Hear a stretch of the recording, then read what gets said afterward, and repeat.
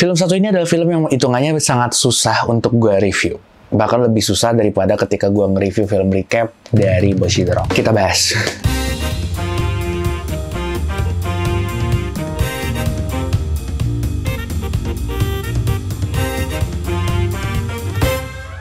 Halo semuanya, selamat datang di jurnal film gue yang lainnya dan selamat datang lagi di channel Ira Susana. Dan kali ini gue pengen ngomongin soal movie ketiga dari series My Hero Academia berjudul My Hero Academia You Are Next.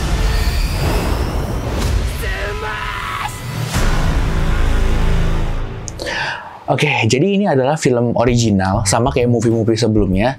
Cerita original yang dibikin berdasarkan manga dari My Hero Academia.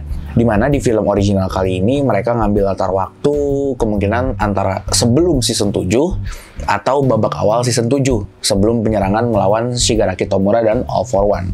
Kenapa gue bilang kalau misalnya film ini adalah film yang lumayan susah buat gue review? Karena maaf aja, sejujurnya film ini adalah film yang gak ada yang bisa di-review sama sekali. Bahkan lebih parah daripada membahas film recap.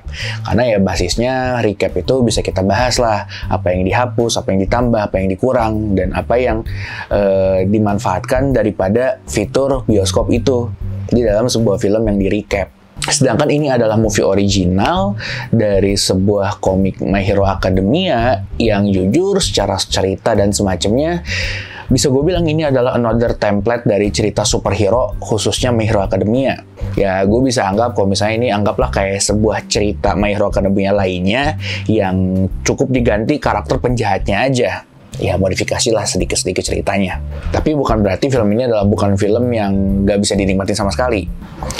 Gini, film ini masih punya banyak kekurangan yang juga dimiliki oleh series My Hero Academia secara keseluruhan. Sehingga ya kekurangan ini adalah kekurangan yang sebenarnya nggak bisa dipungkiri juga. Jadi sebelum gue bikin video ini, ngomong-ngomong gue coba bikin sampai kayak mind mapping gini gitu. Jadi gue bikin dua macam mind mapping, yaitu pertama mind mapping apa yang kurang dari series My Hero Academia dan apa yang kurang dari movie ketiganya ini. Dan gue berusaha mencari benang merah antara kedua itu. Oke, jadi sebelumnya kekurangan dari My Hero Academia itu, yang pertama itu adalah sebuah series anime yang terlalu shonen. Apalagi di masa-masa sekarang yang dipenuhi oleh shonen-shonen dengan kompleksitas cerita yang harusnya hitungannya udah masuk ke ranah seinen, My Hero Academia ini hitungannya masih terlalu shonen. Ya, itulah kenapa banyak beberapa orang yang nganggap kalau misalnya My Hero Academia ini adalah anime for babies, khususnya mereka yang ada di barat sana. Nah, maksudnya terlalu shonen gimana? Ada beberapa faktor yang mempengaruhi. Cuman garis paling besarnya itu adalah tentang motif karakter dan juga ideologi mereka. Ya, di situ lumayan terlihat lah antara baik jahat, hitam dan putih. Karakter penjahat ya punya motif yang ya bikin kita ngerti, tapi tetap aja basicnya adalah motif seorang penjahat. Dan juga hero yang kelewat naifnya. Walaupun memang ini nih lumayan diimprove sebenarnya sama series My Hero Academia ini ketika mereka udah masuk ke karakter arc-nya Sir Night Eye. Ya kalau misalnya kalian tahu seriesnya, dia adalah karakter yang seingat gue menjadi karakter pertama yang dibikin gugur. Nah, dari kekurangan dia sebagai anime yang terlalu shonen ini, masuk ke kekurangan dia ke kedua. Sebagai anime yang hitungannya world building believable-nya itu agak kurang. Maksudnya gimana? Karena balik lagi, karena dia menjadi sebuah tontonan shonen yang masih terlalu shonen, jadi masih ada keterbatasan untuk menggambarkan impact yang terjadi di dalam konflik yang berusaha mereka bawa. Seringkali ya sesimpel kayak serangan besar yang gak menghasilkan korban jiwa yang berasal dari sipil, atau idealisme superhero naif yang sekuat itu nggak bisa berubah dan kadang nggak rasional. Nah, selain dari bagaimana mereka kurang untuk menggambarkan impact, world building yang kurang believable ini juga digambarkan dari gimana mereka menggambarkan power system. Sebenarnya series My Hero Academia ini punya power system yang sebenarnya lumayan menarik gitu. Tapi sayangnya walaupun menarik, hitungannya kurang konsisten. Nah, maksudnya kurang konsisten gimana? Nah, ini juga masuk ke kekurangan berikutnya dari My Hero Academia ini, dimana dia ini terlalu meng-highlight satu karakter, sehingga dia cenderung nggak punya kemampuan untuk ikut mengangkat karakter lainnya ketika satu karakter tertentu lagi di-highlight. Maksudnya gimana? Ya contoh lah, kalau misalnya satu cerita ini lagi fokus di Todoroki, atau fokus di Bakugo, atau bahkan fokus di MC kita, karakter-karakter sampingan kayak Tsukuyomi, abis itu juga si Froppy dan kawan-kawan lainnya seringkali nggak dapat highlight sama sekali.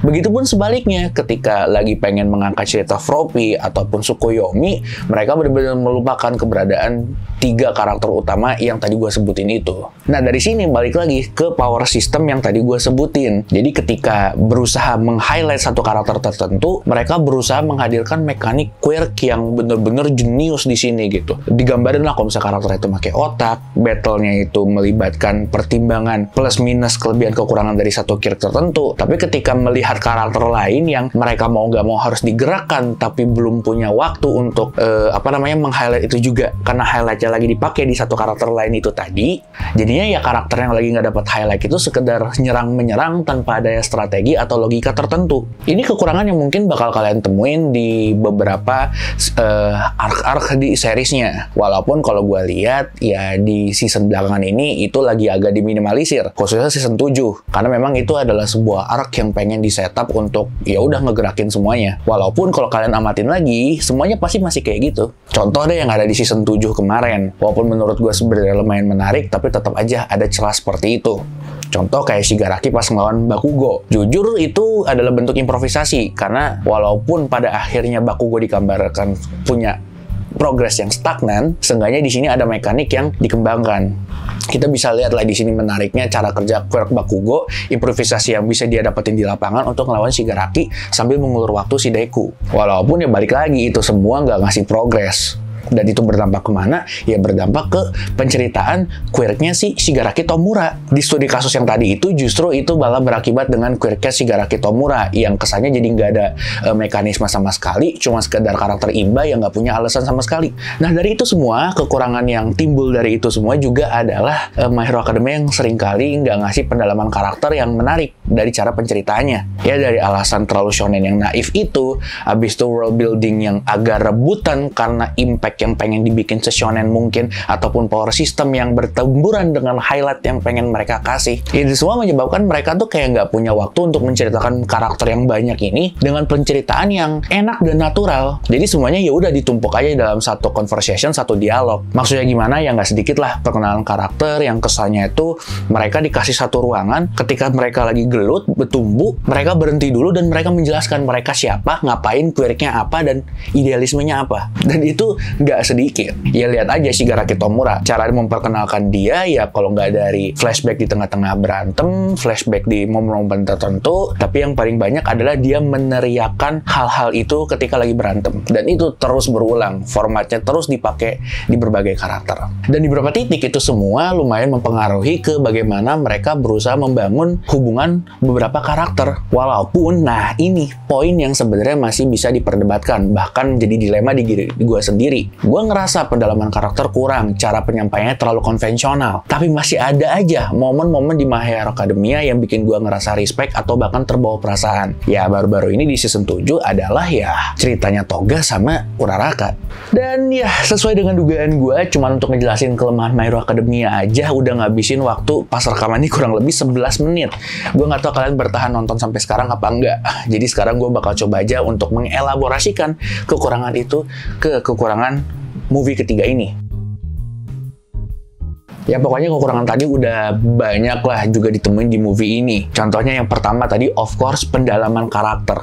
Dan dalam kasus ini yang paling berdampak ya adalah karakter penjahatnya itu sendiri. Beberapa orang bilang ini adalah karakter penjahat movie My Hero Academia yang punya penceritaan paling jelas, paling lebih baik. Well, gue bener-bener lupa sama movie sebelumnya. Karena ya pada akhirnya gue ngeliat itu sama-sama aja gitu. Gue ngeliat bahkan karakter Dark Might ini pun secara perkenalan tuh nggak begitu bagus juga. Well, sebenarnya mereka menghadirkan sesuatu yang menarik, yaitu kita ngeliat gimana cara kerja dia sebagai bagian dari keluarga Golini. Cara kerja mereka gimana, gimana hubungan mereka, itu sebenarnya menarik banget. Bahkan ketika momen si Golini ini mau membunuh anggota keluarganya sendiri, sebenarnya itu adalah setup yang menarik. Cuma sayangnya itu tumburan sama keterbatasan shonen ini. Jadinya adegan wafat itu tidak ter-highlight dan nggak konsisten. Oke, gue tahu dia mati, tapi nggak ada penggambaran yang benar-benar serius di situ. Bahkan secara quirk pun keluarga si Golini juga punya premis yang menarik sebenarnya. Beberapa quirknya walaupun hasil recycle dari karakter-karakter lain, yang menarik aja gitu ngelihat ada yang bisa manipulasi, ada yang bisa memberhentikan waktu, dan di beberapa titik masih ada kok strategi-strategi yang dicari sama karakter utama kita untuk nyelesain atau melawan quirk-quirk tersebut. Cuman balik lagi semuanya rasanya setengah-setengah dan cepat aja gitu karena mereka punya hal lain yang perlu diceritain. Nah, dan alasan ini pun menurut gue ya masuk akal, karena kenapa si keluarga Gold ini nggak bisa begitu diceritakan, karena highlightnya itu dalam durasi kurang lebih 2 jam ke bawah. Mereka juga punya karakter Anna dan juga siapa sih namanya? Gue lupa namanya. Ya pokoknya dalam durasi itu mereka masih punya karakter Anna dan juga butlernya yang harus diceritakan, dan kelihatan banget di sini mereka lah highlight utamanya. In fact sebenarnya menarik juga quirk yang dipunyain sama si Anna ini dan juga si butlernya. Ya gue nggak tahu kalian ngerasa gimana, tapi di sini lebih banyak kesempatan yang menggambarkan sistem quirk dari si Anna dibandingin dari karakter antagonisnya. Dan ini semua berdampak kemana? Sayangnya kekurangan yang gue sebutin tadi itu malah berdampak ke adegan final fight-nya. Walaupun gue bisa bilang inilah budget yang hilang dari Bones yang gak ada di season 7, ternyata ada di sini. Semuanya tergambarkan dengan animasi yang sangat-sangat epic dan juga fluid. Tapi sayangnya gue bisa bilang gak ada bobot di dalam adegan finalnya ini.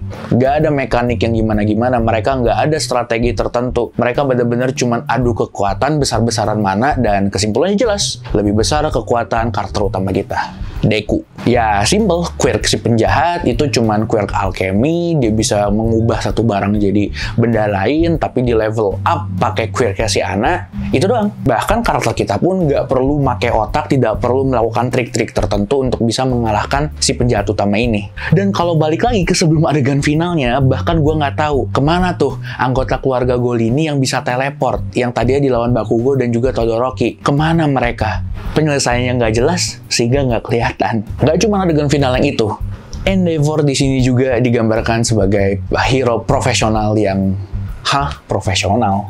Jadi ada benteng nih mau datang ke arah UA, dia mau numbur. Nah ini aneh juga nih, strategi mereka untuk meruntuhkan UA gimana? Ditumbur. Nah jadi si benteng besar ini mau numbur UA, pahlawan profesional dikumpulin yang jumlahnya segitu-gitu aja. Dan number one hero terbaru kita, si Bapak Endeavor ini, apa yang dia lakukan? Dia nyerang benteng itu pakai prominence band berkali-kali. Padahal dia udah tahu kalau misalnya bentengnya ini regenerasi.